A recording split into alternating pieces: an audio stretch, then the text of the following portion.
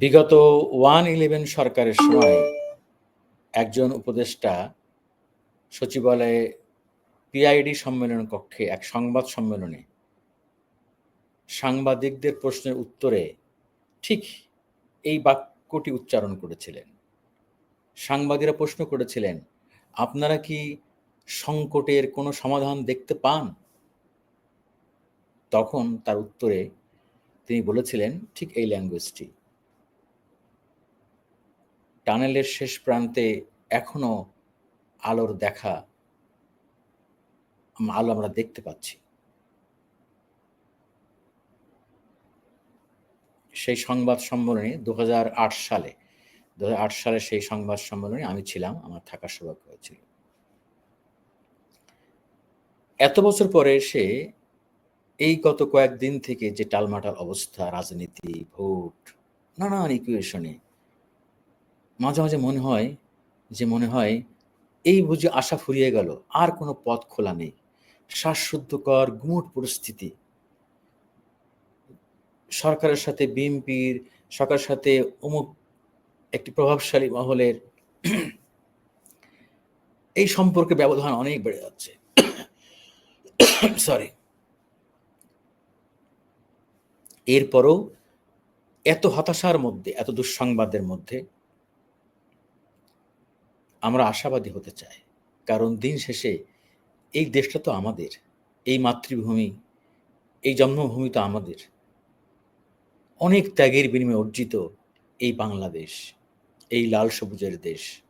1971 সালে কত ভাই কত বোন রক্ত দিয়ে জীবন দিয়েছে, জীবন দিয়ে দেশ স্বাধীন করে গেছে আমাদের জন্য। আর সে স্বাধীন রাষ্ট্র, স্বাধীন দেশ আমরা কোথায় নিয়ে যাচ্ছি, তাদের কাছেও কিন্তু আমাদের জবাবদিহি করতে হবে।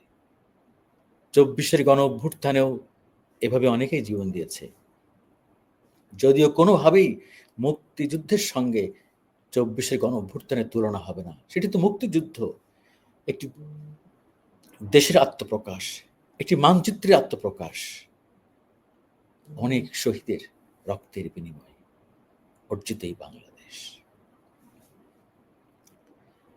কথাগুলো এই জন্য বললাম যে গত কিছুদিন থেকে সেনাবাহিনীর সঙ্গে সরকারের, আবার সরকারের সঙ্গে বিএনপি, যদিও সেনাবাহিনীর পক্ষ থেকে, আইএসপিআরের পক্ষ থেকে সংবাদ সম্মেলন করে বলা হয়েছে যে না, সরকারের সঙ্গে সেনাবাহিনীর চমৎকার সম্পর্ক আছে, কোনো মতপার্থক্য নেই। ভালো, এটিও দরকার ছিল যে আমাদের দেশের সেনাবাহিনী একটি প্রফেশনাল সেনাবাহিনী, তাদের কাছ থেকে আমরা এরকম বক্তব্যই আশা করেছিলাম, ভিতরে যাই কিছু হোক, যাতে জনমনে কোনো বিভ্রান্তি, অস্বস্তি তৈরি না হয়। সেজন্য সেনাবাহিনীর এই সংবাদ সম্মেলনটা খুবই দায়িত্বশীল ছিল। এখন দেখেন যে নির্বাচনের তারিখ নিয়ে বিএনপির সঙ্গে সরকারের এক বড় ধরনের ফাটল সৃষ্টি হয়েছে, আস্থার সম্পর্কে ফাটল ধরেছে। এখন শুধু বিএনপি নয়, যদিও প্রধান উপদেষ্টা বলেছিলেন জাপান থেকে উনি আজকে রাতে ফিরে আসবেন বাংলাদেশে, যে শুধু একটি মাত্রই দল নির্বাচন চায়, মানে বিএনপি। কিন্তু আজকে যুগান্তর সহ অনেক গণমাধ্যম তারা দেখিয়ে দিয়েছে, এবং একটু আগে আমি দেখলাম যমুনা টেলিভিশনের সংবাদ একই, যে শুধু বিএনপি না, অনেক দলই চায় ডিসেম্বরের মধ্যে নির্বাচন। আর চাইবে না কেন? এই চাওয়ার প্রেক্ষাপট তো তৈরি হয়ে গিয়েছে। এখন তো নির্বাচন না হলে দেখি আমার বিপদ। বিএনপির পক্ষে বলছি না, কারোর পক্ষে বয়ান তৈরি করছি না। আমরা সাংবাদিক হিসেবে অনেক খবর রাখি। যেই আমরা দেখতে পাচ্ছি যে বাংলাদেশ দেশি বিদেশি অনেক চক্রের ফাঁদে অলরেডি পা দিয়ে ফেলেছে। এই যে আমাদের বৈষম্য বিরোধী ছাত্ররা, যারা এখন জাতীয় নাগরিক পার্টি করেছে, তারাও ভুলে ভরা সব, এই যে আমি আগে বলেছি 24-এ গণ অভ্যুত্থানের পরে যেভাবে দেশটা সাজানোর দরকার ছিল, যেভাবে সরকার গঠন করার দরকার ছিল, যেভাবে সংস্কার করার দরকার ছিল, যেভাবে বিচার প্রক্রিয়া শুরু করার দরকার ছিল, তা কিন্তু হয়নি। 9 মাস অনেক সময়। এই 9 মাসে আপনারা দেশের মানুষের প্রত্যাশার কপালে, প্রত্যাশায় কুঠারাঘাত করেছেন। এখন ক্ষমতায় আছেন, আপনাদের ক্ষমতা আছে, সমালোচনা করলে আপনাদের আঘাত লাগে, আপনারা রিয়াক্ট করতে চান, বুঝি। কিন্তু একদিন কিন্তু পুঙ্খানুপুঙ্খভাবে ইতিহাসের পাতায় আপনাদের এই ৯ মাসের যে ব্যর্থতা, সেটি নিয়ে কিন্তু আলোচনা হবে। যুক্তি দিয়ে বোঝানো হবে যে কোথায়, কোথায় আপনারা ভুল করেছেন, ফেল করেছেন। কিভাবে ২৪ গণ-অভ্যুত্থান আমি বলতে চাই ব্যর্থ হয়ে গিয়েছে। এত লোকের জীবন দান ব্যর্থ হয়ে গিয়েছে। বলছি কিন্তু, মিন করে বলছি, হয়নি। দেখবেন, আমার ধারণা এই ২৪ গণ-অভ্যুত্থানের পরবর্তী যে আকাঙ্ক্ষা মানুষের, সেটি বাস্তবায়িত হবে না। সংস্কার কিচ্ছু হবে না। এত সংস্কারের আয়োজন করলে কিছুই হয় না। উচিত ছিল যে বলি, মাত্র হাতে গোনা ২-৩ টি উদ্যোগ নিতে হতো। তাহলে হতো।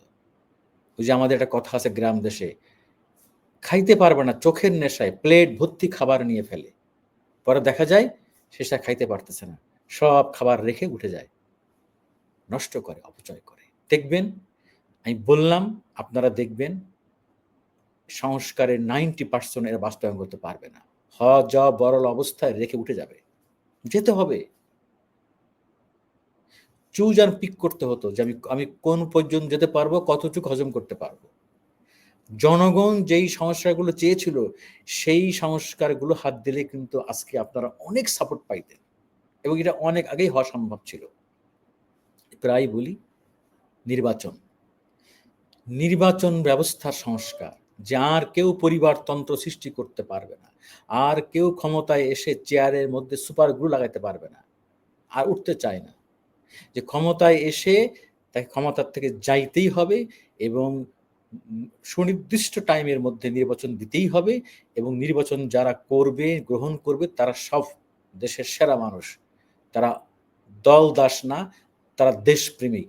তারা সুষ্ঠু অবাধ নির্বাচন দিবে, সেই গ্যারান্টি তারা দিবে, মানুষ বিশ্বাস করে। এটা একটা দল থাকবে। সেই সংস্কারটা সবচেয়ে জরুরি দরকার, যেটা প্রতিটা সরকার ক্ষমতায় এসে প্রথমেই যে জায়গাটা মানুষের অধিকারটা কেড়ে নেয়, ভোটের অধিকার। এইটাই ছিল সবচেয়ে উত্তম সংস্কার। এইটার জন্য দিনের পর দিন মিটিং করতে হতো, সেমিনার করতে হতো, জনমত নিতে হতো। করেন নাই। অনেকগুলো নিয়ে ফেলছেন। দ্বিতীয়ত করতে হতো বিচার। এই গণ অভ্যুত্থান পরবর্তী সময়ে এই যারা আহত হয়েছে, নিহত হয়েছে, শহীদ হয়েছে, সেসব হত্যাকাণ্ডের বিচার, যারা প্রকৃত খুনি, অপরাধী, তাদের বিচার, তাদের আলামত সংগ্রহ করে এটা সুষ্ঠু তদন্ত, গ্রেফতার করে বিচার করা। এবং যদি সারা বিশ্ব দেখে যে এটি সত্যিকার অর্থে এটি গ্রহণযোগ্য ন্যায় বিচার, পারসেপশন থেকে না, তথ্য প্রমাণের ভিত্তি, যাকে শাস্তি দেওয়া হচ্ছে সেও হয়তো মনে করে যে না, আমার প্রতি ন্যায় বিচার করা হয়েছে। এই দুটো সমস্যা করলে হতো। এর সঙ্গে আমি যেটা বলি অ্যাডিশনাল, এই তিনটাও জরুরি। সাংবাদিকরা যাতে কোনোদিন কোনো দল করতে না পারে। এই পেশায় আপনি যখন পরিচয় দিবেন আপনি সাংবাদিক, তখন আপনি কোনো দল করতে পারবেন না। করলে করেন, ঘোষণা দেন, ওপেন ঘোষণা দিতে হবে আমি অমুক দলের সমর্থক। যে পাঠক দর্শক আপনাকে চিনুক যে এলো ঘোষিত অমুক দল দাস সাংবাদিক। আপনি ঘোষণাও দিবেন না, আবার আপনি মাখন খাবেন, এক এক দলের দলালি করবেন, এটা হবে না। সাংবাদিকরা যদি দল দাস মুক্ত না হয়, দেশ কখনো ঠিক হবে না। আমি এর বহুবার বলেছি। এরপরে প্রশাসন, বিচার বিভাগ, এক্সেট্রা এক্সেট্রা, অর্থাৎ যারা সরকারি চাকুরে, তাদেরকে জনগণের কাতারে থাকতে হবে। তারা কখনোই কোনো দল করতে পারবে না, কোনো দলের আজ্ঞাবহ হতে পারবে না। আর প্রশাসনের নিয়োগ, বদলি, পদোন্নতি, এটাকেও একেবারেই সরকারের এমন দলীয় দলের সমস্ত রাহমুক্ত করতে হবে, যেটি সরকার কখনোই সে সরকারি নিয়োগে প্রভাব বিস্তার করতে না পারে, বিশেষ করে ক্যাডার সার্ভিসে। এই তো এগুলো দরকার ছিল, করতে পারিনি তো আমরা, আর পারবেন না। সব শেষ, সব হাতছাড়া হয়ে গিয়েছে। চেষ্টা আমরা দেখব, কিন্তু হবে না। আমি অনেক হিসাব নিকাশ করে দেখেছি, নিশ্চয়ই আপনারাও দেখবেন আমার ধারণা। এখন দরকার নির্বাচন। কেন ভাই? দেশের সভরেন্সি হুমকির মুখে। নানান রকম বিদেশি শকুনেরা তারা এখানে ওত পেতে বসে আছে।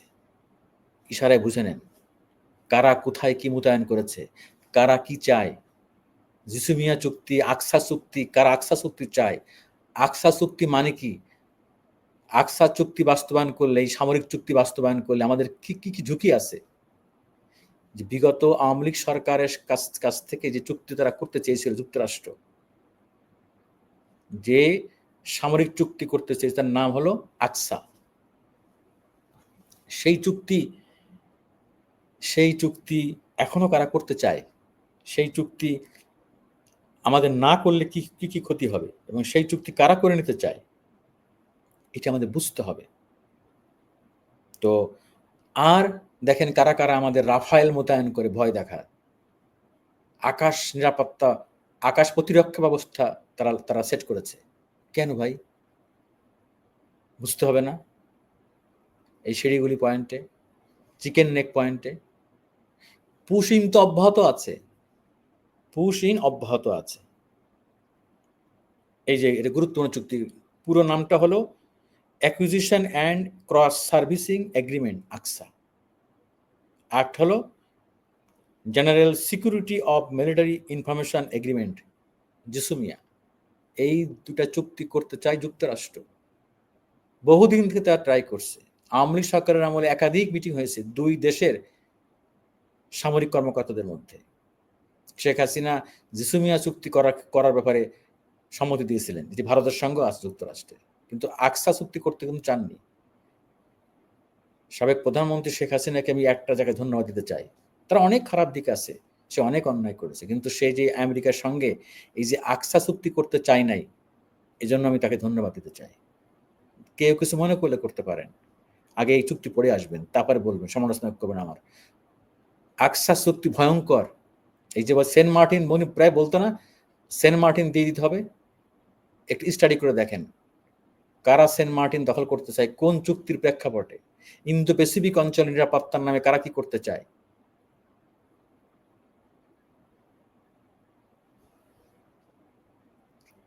তো এরকম চুক্তি তো কম করেন না, ভারতের সঙ্গে তো অসম চুক্তি অনেক করেছে শেখ হাসিনা, অনেক ক্ষতি করেছে এই ক্ষমতা থাকার জন্য।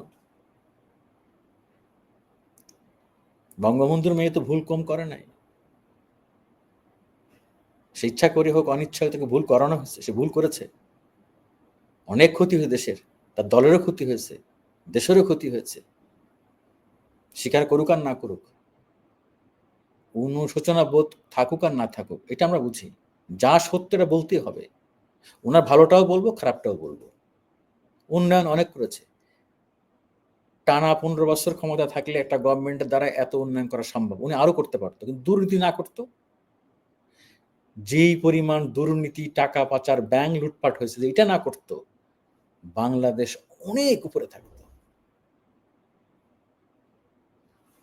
ভিডিও লম্বা করে লাভ নেই, আপনাদের সময় নাই, সবাই ব্যস্ত, এত লম্বা ভিডিও কারো দেখার সময় নেই। এটাই বলবো যে এখন বিএনপিকে ডাকছে 2রা জুন মিটিংয়ের জন্য প্রধান উপদেষ্টা কার্যালয় থেকে, আবার যমুনায় মিটিং বিএনপির সঙ্গে, নিশ্চয়ই আপনার মধ্যে শুনেছেন। বিএনপি বলেছে আবার মিটিং কেন রে ভাই, নির্বাচনের কথা বলেন, ডিসেম্বর নির্বাচন চাইছি, এটা এই বিষয়ে কথা বলেন। ধরে নিলাম যে 2রা জুন মিটিং বসলো, আমরা আবার কি শুনবো, পুরো জাতি অপেক্ষায় থাকবে, মিটিং শেষে এটাই শুনবো আমরা।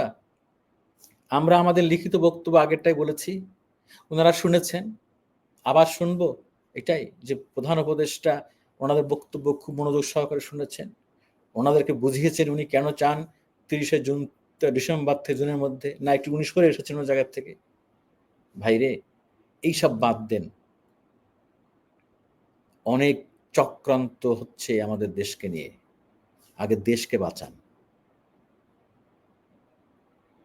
এই সব কর্ণস্পৃশ থেকে বাঁচান। আমরা গণতন্ত্র চাই, নির্বাচন চাই, আমরা যা যা চাইছিলাম সেটা 9 মাসে হয়নি, এখন আর হবে না। এখন নির্বাচন দিয়ে দেন, যেই ধরনের সরকার আসুক, আমাদের কপালে যা আছে তাই হবে, সেই তাই হবে, আবার সব কিছু চলবে আগের মতো। ভবিষ্যতে কেউ আর রাজপথে নামবে না, কেউ নামবে না, সবাই সব বাস্তবতা, অন্যায় অনাচার মেনে নেবে, এভাবেই চলবে। দেখা যাক টানেলের শেষ প্রান্তে আলো আছে কি নেই, বোঝা যাবে এবার বিএনপির সঙ্গে প্রধান উপদেষ্টার মিটিংয়ে। সে পর্যন্ত আমরা অপেক্ষা করতে পারি। আল্লাহ হাফেজ।